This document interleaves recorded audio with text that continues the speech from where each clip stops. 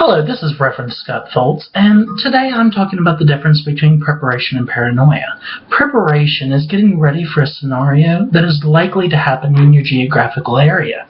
Paranoia is getting ready for scenarios that are extremely unlikely to happen in your area. If you live in New York City, getting ready for a tornado that's going to level the entire city is paranoid. If you live in New York City and you're trying to get ready for a terrorist attack, that is preparation. A terrorist attack is something likely to happen in a large city. Just like getting ready for an earthquake in California is preparation, or a tsunami in Japan or Hawaii. That's being prepared. Now, what can people in random areas that don't really have a lot of disasters do to be prepared for things? Make a stockpile of food. You don't need 10 years worth of food. That's stupid. But a good 2 or 3 month supply of non-perishable food like MREs that the military uses, or other dried food goods that can just be heated up and put in water to hydrate them. That's a smart idea. You never know when your electric's going to go out, and that food store you have could be the difference between you eating and not eating for several days. And, you could have a tornado or something could happen and you could need food for a month or more. If you have that food store and water store, then you're prepared. I believe everyone should have a storage unit of water. Keep at least 100 gallons of water. That way, you may not have water to take a bath or something, but you do have water to drink with and cook with, which is really all you need in an emergency situation. You don't need to take a bath if it's life or death. I'm going to die if I don't drink. That's stupid.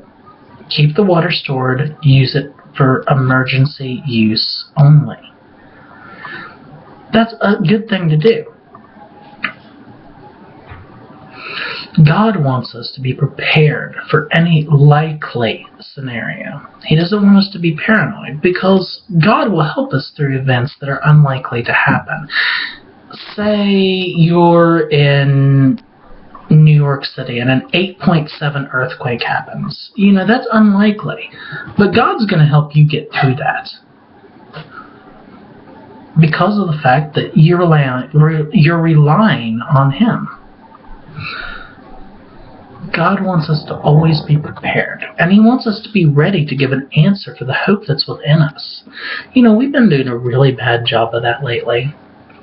Some of these dudes say preppers are like, well, I need to prepare for a chemical weapons attack. You live in the middle of nowhere. Don't worry about it.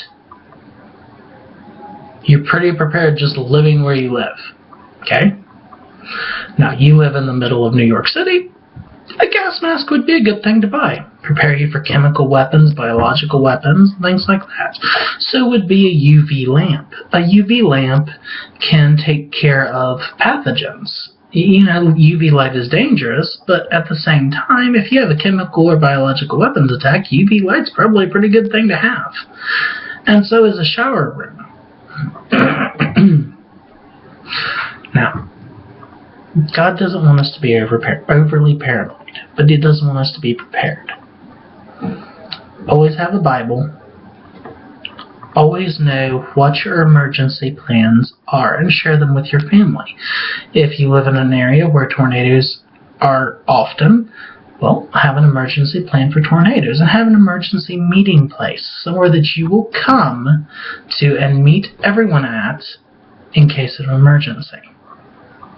Those are 2 brilliant things to do, and they could save your life or the life of your loved ones. People who are unprepared for these events often die or are seriously injured. A prepared person is more likely to get out unscathed. Well, this is Scott, and God bless you.